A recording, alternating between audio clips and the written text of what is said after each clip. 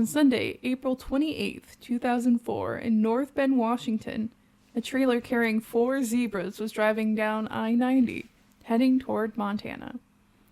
They were on their way from the town of Winlock, a small town of just about 1,500 in Lewis County, toward Anaconda, Montana, where owner Christine Kiltgen pulled off the road to fix a problem with the trailer. But when she went to secure the trailer, the 4 zebras bolted. Thus began the Great Zebra Hunt of 2024. Jailbreak.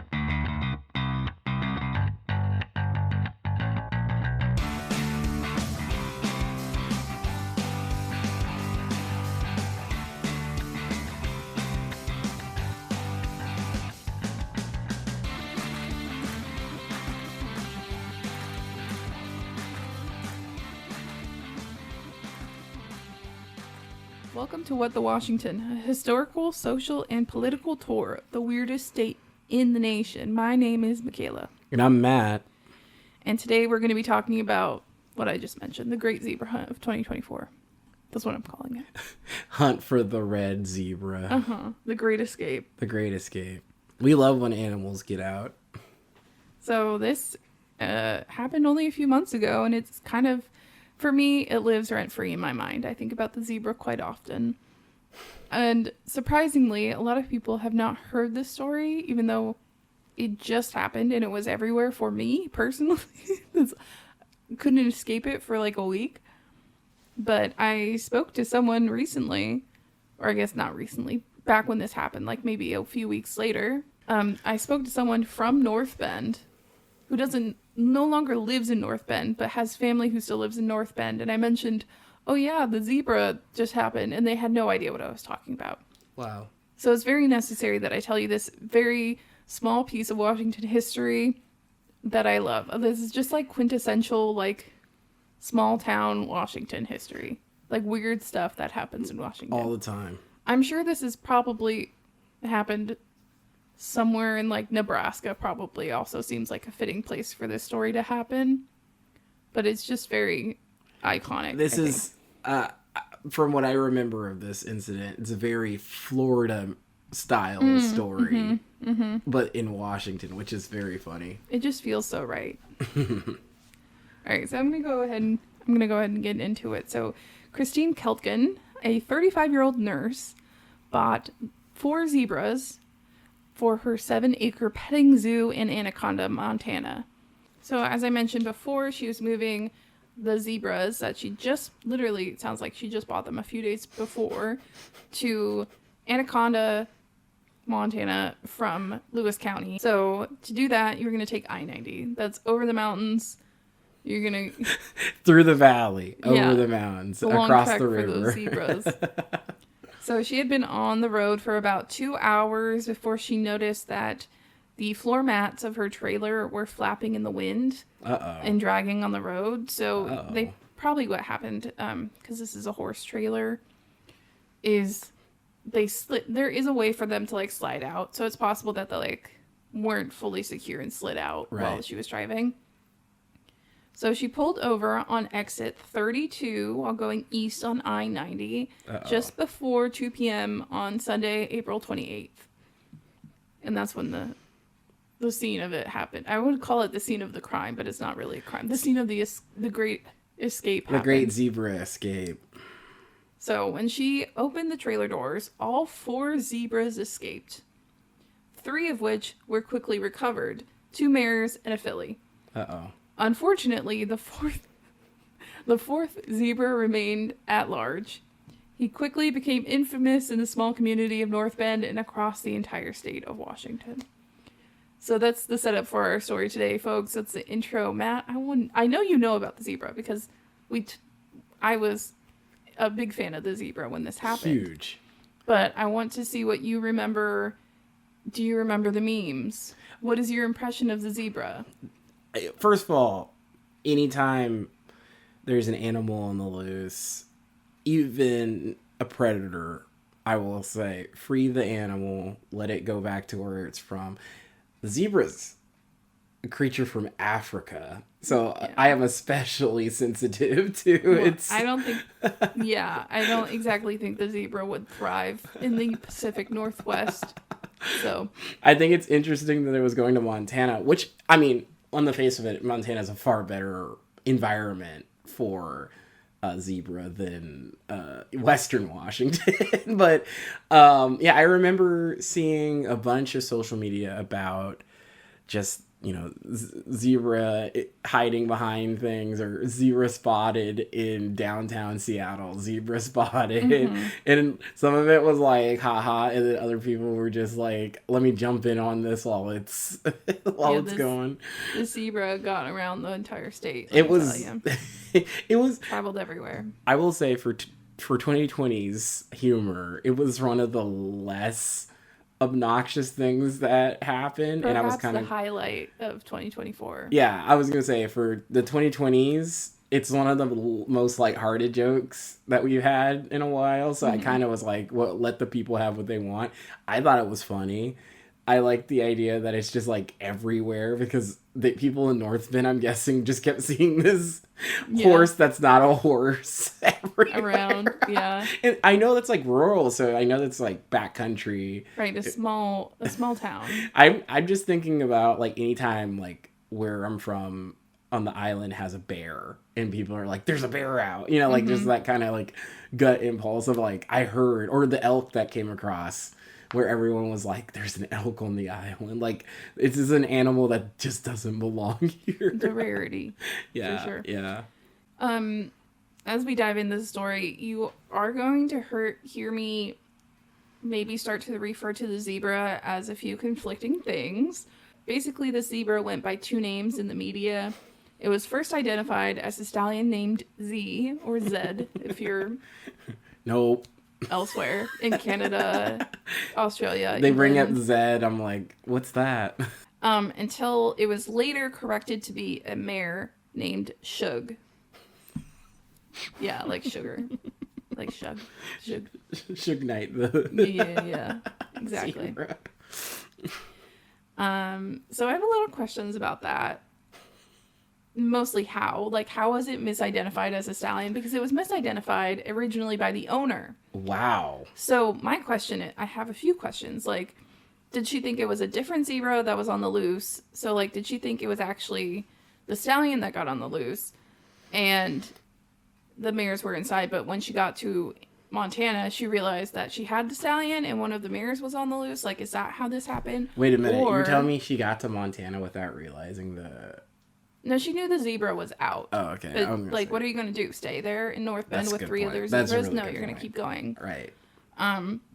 So that's what I'm wondering. Did she think that it was a stallion on the loose, but it turns out when she got to Anaconda and, like, got the zebras out, that she realized that she had the stallion, and so it had to be a mare? Was there ever a stallion? Was, like, she lied to when she bought these zebras that there was a stallion, and it turned out that they were all... mares and a filly? Like, I want to know. I want to know.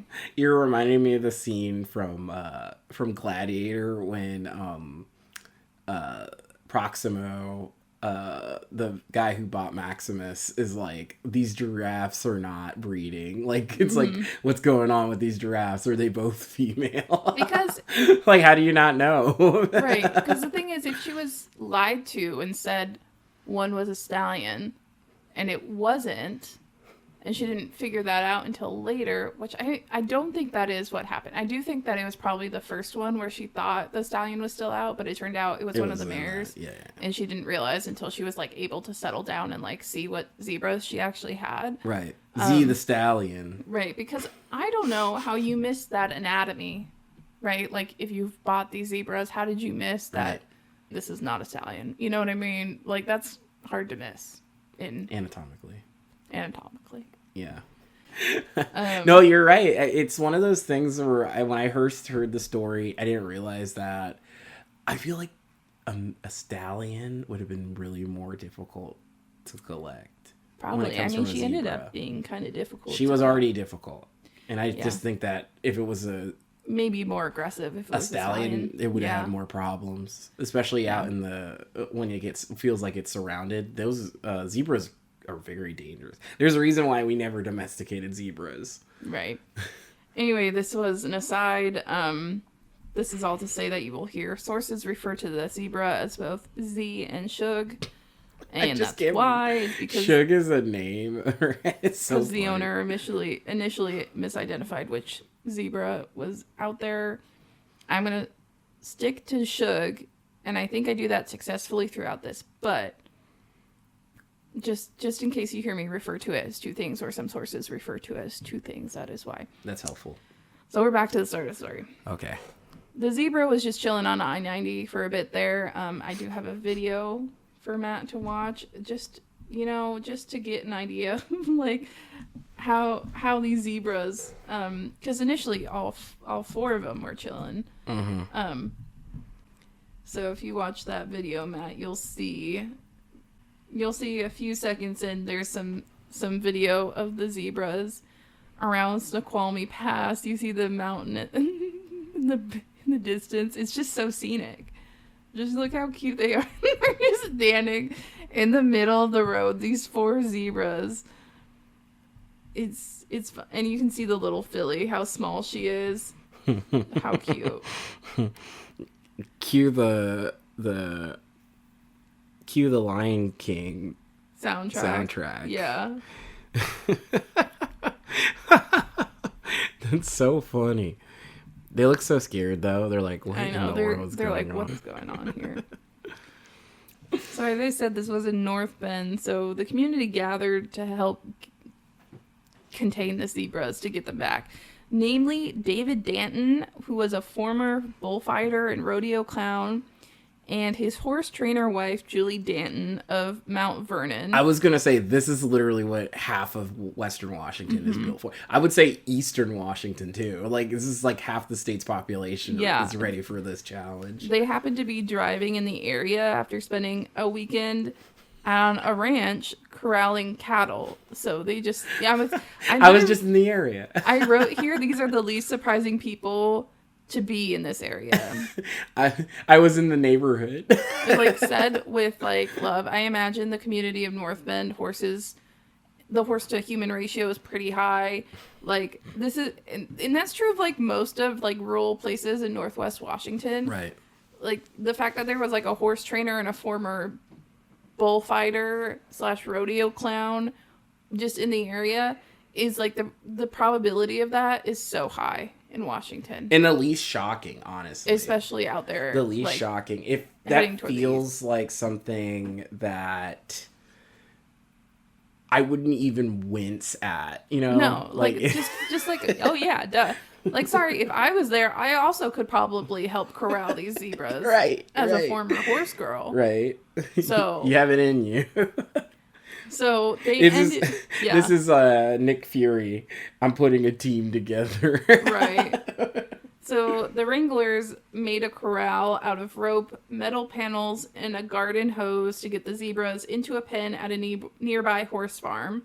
Oh, yeah, I did look up. There are quite a bit of horse farms in North Bend. Then they created a pathway from the pen into the large trailer, and they coaxed the two mares in, and then the filly was captured separately by Keltgen. So that's how the three zebras got into the trailer and started heading back to Montana. David Danton did tell the Seattle Times, "My wife and I read animals very well, and we've helped catch a lot of loose animals. Buffalo that have gotten loose, racehorses. We thought, all right, let's go see if we can help." So again, just kind of the perfect people, but also the likelihood of them being there is just so high. This is actually amazing that they were able to mobilized a team so quickly to find these animals. But like, you're right, this is the perfect place and the perfect people to have this happen to. The event also inspired the couple to name their new black and white puppy Zebra. They're just like, of course. Since this is an audio format, I had to rub my eyes because that's had to take a moment. I just was like, it's like I got my Dalmatian. Hello, Zebra. Still, Shug eluded them. The community of North Bend got into it. The residents put up signs reading, "South Fork is Team Zebra. Call 911 if you see him." That's actually the opposite of Team Zebra. Team Zebra. That's Free the zebra. Free the zebra. And zebra crossing signs. Shug was being spotted on runs, with one North Bend resident, Patrick Murphy, describing it as the local Bigfoot now. I mean, that's basically what... Yeah. It's kind of is the new Bigfoot. And he also joked, "You don't find the zebra finds you." Yeah. I just think about how surreal it would be, especially if you hadn't heard, like, the first day the zebra was loose, right? And you were, like, out on your trail run, and then you look over and there's a zebra just munching on some grass. Just looking at you. What's up? Yeah, exactly. But it wasn't a world of meadow grass and rainbows for Shug Knight. Shug Knight. We're reading a crime story. But it wasn't a world of meadow grass and rainbows for Shug. There was danger about, namely, a cougar, which had been spotted on trail cams in the same area as Shug. The historical enemy of the zebra, the large cat. Yeah, I mean, yeah. couldn't escape. A different kind of lion. Escaped Africa. Yeah. Escaped Africa. Couldn't get out or outrun the cat, the giant cat. The Regional Animal Services of King County did a lot to try and find the zebra, including infrared and search and rescue dogs. On Friday, 5 days after she first disappeared, King County officials closed trail access points along the Snoqualmie Valley Trail in the Boxley Creek Natural Area, where Shug seemed to be hanging out. So yes, in case I didn't set the scene and you're not familiar, North Bend, because it's a small town, you may not know, is near Snoqualmie Pass. Is on Snoqualmie Pass. It's near, like, the Snoqualmie Falls, not too far east of it. So this is a well-traveled area of I-90. I mean, I've been to Snoqualmie. Yeah, lots of people passing through. It's just not a whole lot. It's like a lot of nature reserve area. So it's very natural, not really developed. Not a lot of people live there, but there is a lot of traffic that runs through there. So the Regional Animal Services of King County, their hope was to limit interactions with people who may be spooking the animal and making it harder to catch Shug, which makes total sense. So they closed off all the trails, because Snoqualmie Valley obviously is a popular, like, hiking destination and nature preserve, and this is in April, so it's the beginning of spring. People are starting to go out again. Still, the manhunt made Shug a statewide sensation. Mm-hmm. First, there was a song. They made a song for the zebra. You ready for this one, honey? Oh, yeah. Hit me. This is a song by Bob Atone. I don't know how much we're going to put in here because I don't want to take this man's bag. You can find him on YouTube as Bob Atone, Antone. And here's his song about the zebra, Shug.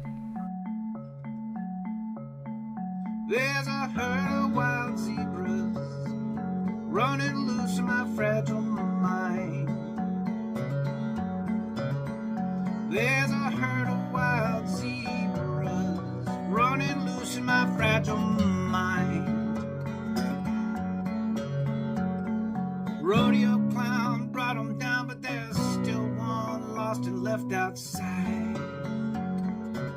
Okay, that's all I'm going to play for you. So my favorite lines, elk and zebras can't have babies. Fact. That's what I've been told. That's good. That's also fact. It's way too dark and cold. This place, it ain't for zebras. It's way too dark and cold. Also fact. I like that one. And then I also liked North Bend ain't no Paris. It certainly isn't France. Well, I don't know what that has to do with zebras. I did go back and write some more bars, dog. You were cooking, though. I'm not going to sit here and say you weren't cooking. The instrumental is very nice, Bob. Yeah. Good job, Bob. Thank you, Bob. So then there were also the memes, as we previously Endless mentioned. Memes. Oh, my God. Incredible. So I don't know if they were the first to do it, but it seems to me like this was the meme that really kicked things off. It was certainly the first one I saw. It seemed to be the most popular one that, like, really started the frenzy. So Dick's Drive-In. Yep. I do remember posted a photoshopped image of the zebra getting burgers from one of their Bellevue locations. Which is it's so good. it's so good. With the caption, "Zebra spotted in Bellevue, living his best life. Hashtag bag of burgers. Hashtag on the lamb." I will say, zebras do not eat meat. No, they don't eat meat. but it would eat Dick's burgers. I think. If They'll given eat the it buns opportunity. for sure. Some fries. Yeah, there's enough plants in there, and So that really kicked things off. And thus the meme war began. every Seattle-based, Washington-based entity basically made a meme. I remember that. I couldn't scroll an inch without seeing the zebra photoshopped in somewhere. It was the image. I think that we have to describe the image that the meme was taken from, because it was the picture of the zebra underneath the power cord. They're like standing like straight, facing the camera, like perfectly angled. So it photoshopped so well because it was just surrounded by green. And you could easily cut out the zebra into every image. And I think not everyone was using actual photos of the zebra. I'm sure they were taking stock photos of zebras. Mm-hmm. But also this Dick's Drive-In one is also like, whoever did it did a really good job because it's like neon lit photo. It's really good. It looks great. So, even worse were the AI generated images of the zebra. Boy. So you would see the zebra AI generated in Seahawks uniforms on the Mariners diamond, which was actually pretty funny. Anywhere I made my own, like it was everywhere. So I'm gonna send Matt a little collection of some of these memes. Oh boy. And I'm gonna have him describe some of them, react to them, whatever floats your boat, Matt. Let's take a look. The ferry one's pretty good. That's the first one that popped up. Washington State Ferry always has some good memes every now and again. Yeah, so this is the Washington State Ferry. It looks like maybe the Friday Harbor Ferry. And the zebras just... Pierce County looks like they used either really bad Photoshop or AI. I can't tell. But they have one. It's not very good. Is that the one by the... It says a zebra that has like... A sheriff's hat. A sheriff's hat. Yeah. I think it's AI. It's got zebra. It looks like AI. It doesn't look very good. I don't know. It's compared to the ferry one, because the ferry one is like the zebra's far away on the ferry, so it doesn't look like it's AI. Yeah, so this one is just... All the cop ones are AI. A zebra in front of a cop Tacoma car. police have a grit city with the zebra hanging out of it. That's an AI image. That's not very good. No, I think that's just poorly photoshopped. Wow, that's even worse. Washington State Department of Licensing has a zebra with it hanging out in the license to DOL building for driver's license, and if anyone's been inside one of those and had to wait for like an hour to get any services, you might as well be right next to a zebra the whole time. So Seattle PD Police Foundation, correction, it's not Seattle PD, have a bunch of horse riding cops, which do not exist anymore. They got rid of that unit. Next to the zebra, standing next to the zebra. The Dick's one. The Dick's one is so good. There's a lot got of that cop neon light ones. on him. It's so good. There's so many cop ones. The National Weather Service, that was a good one. Okay, describe it, please. Oh, yeah. It's just standing out in the middle of like a sunny Washington day next to the water. It's just like photoshopped into the middle of the road. The Cougs Nation or the Cougs House one is really good. It's just photoshopped in Pullman in front of the stadiums, like rows of fans. I like this one. I don't know who posted this because it's not labeled on this album.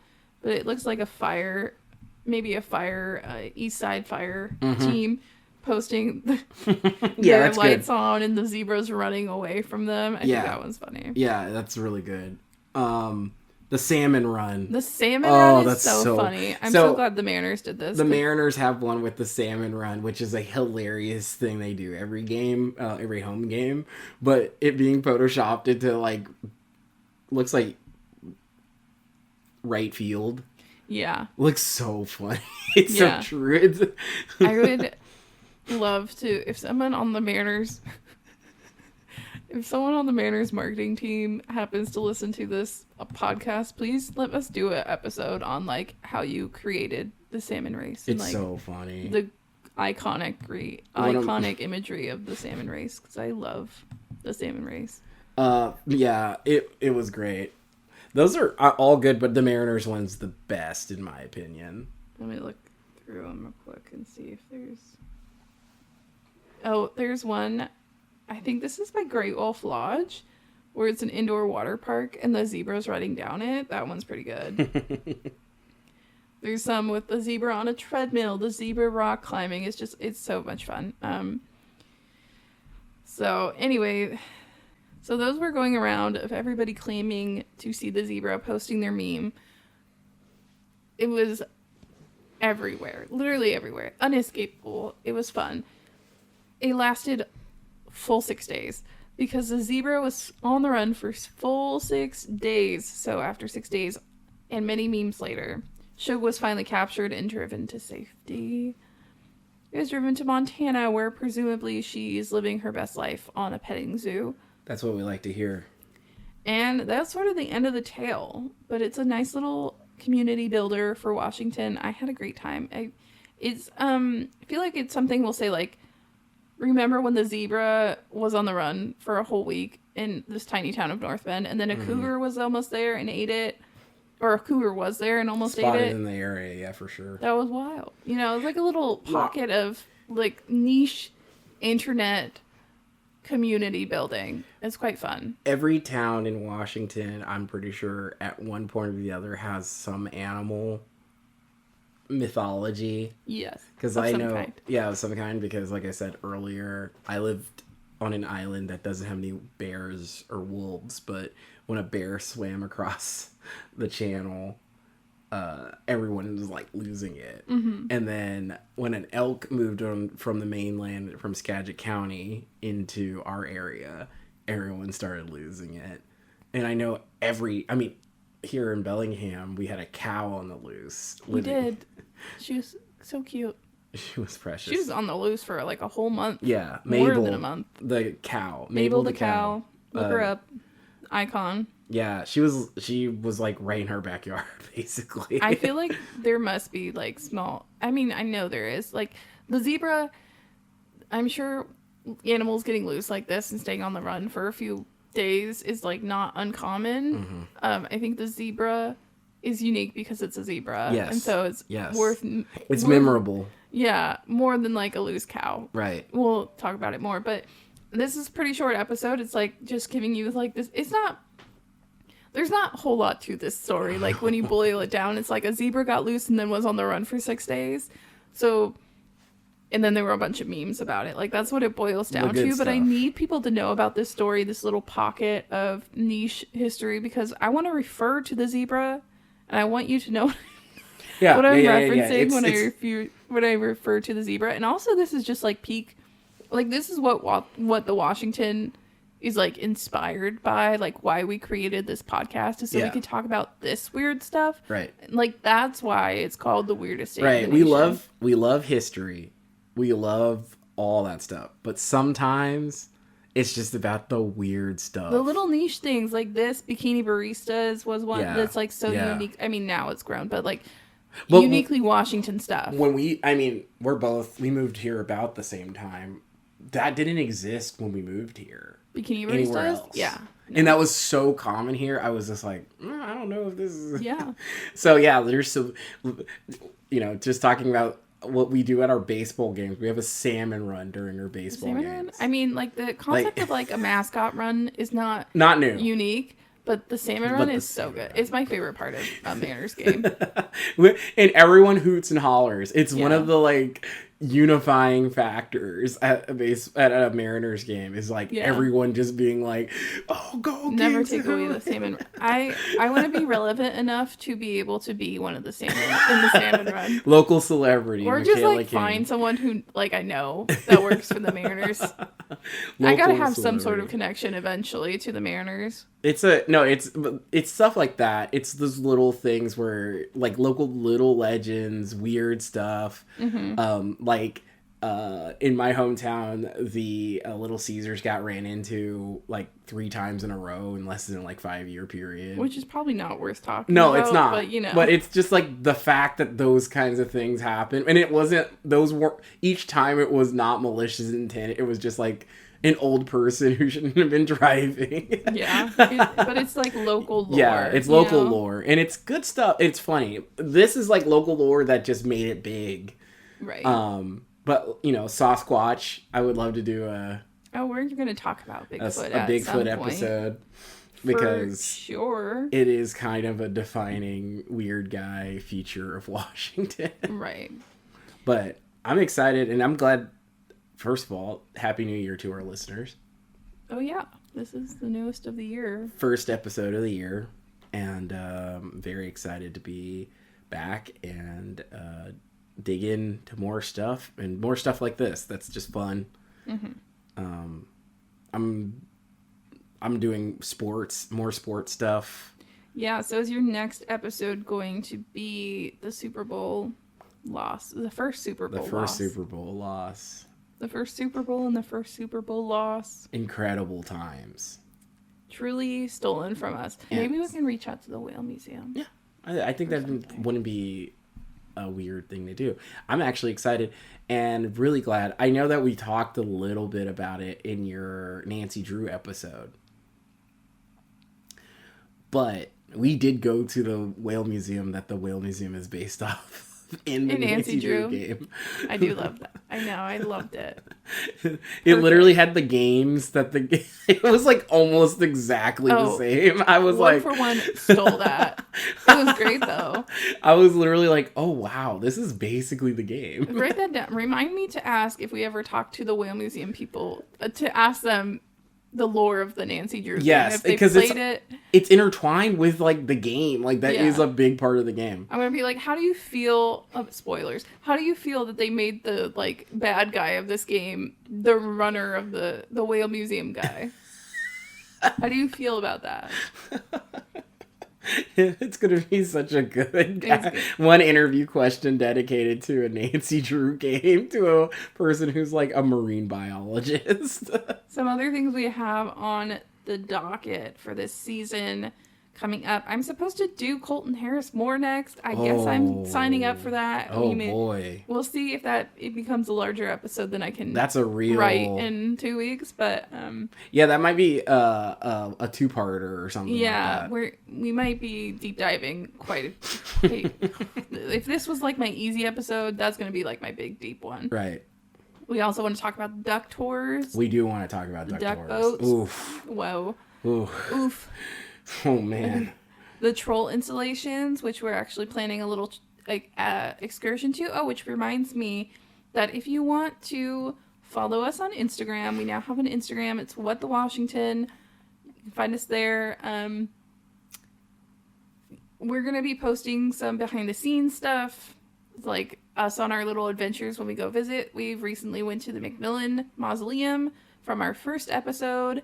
A tree almost fell on us. Maybe we'll talk about it. I don't know. What the sacrifices we make for podcasting. Yeah. I always find it fun to go to these places that we were talking about, either like beforehand, afterward, or maybe us visiting leads to a spark of an idea of a story. Listeners, you don't understand. There's the emergency workers, and then there's podcasters, and we're in that same tier sometimes.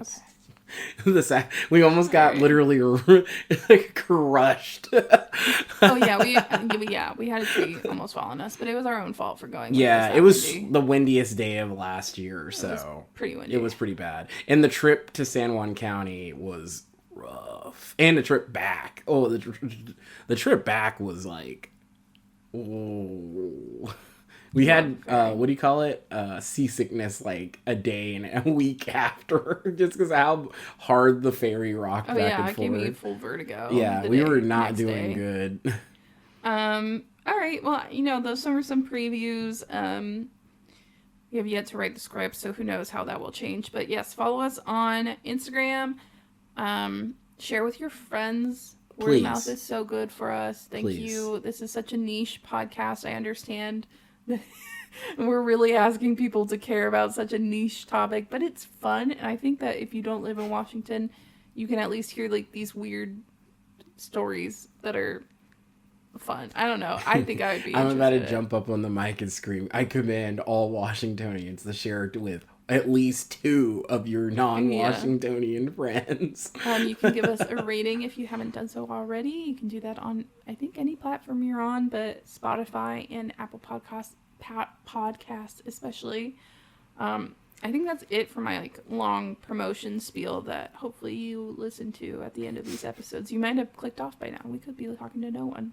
But we appreciate whoever stays and listens. Yes, and special shout out to the people who live outside the country listening to us, because I know there are some of you out there. So if you are listening and you happen to be one of our listeners from, let me pull it up, Canada, I know you're on the list. Canada, I understand you. I appreciate you. Thank you, Canada, for listening. But I also know that there are surprising people out there that listen. So if you live in Japan and you listen, thank you. New Zealand, Finland, Italy, Belgium, the UK, Ireland, and Germany. Some of you I know who you are, but yes. Some of those explicitly listening. I know who you are, and then others I know exactly who the Germany person is. But I deeply appreciate you listening, and I hope to have a really good year of material. And I'm excited to get into it. Like I said, it's not going to be all dour. It's going to be some real good stuff too, real fun stuff. The Super Bowl is going to be fun. I'm hoping to release it right around the time the Super Bowl plays too. So that's going to be good thinking. Good timing. Woof. Michaela's going to have a real rough time. I'm going to just sound like Stephen A. Smith screaming into the microphone. Yeah.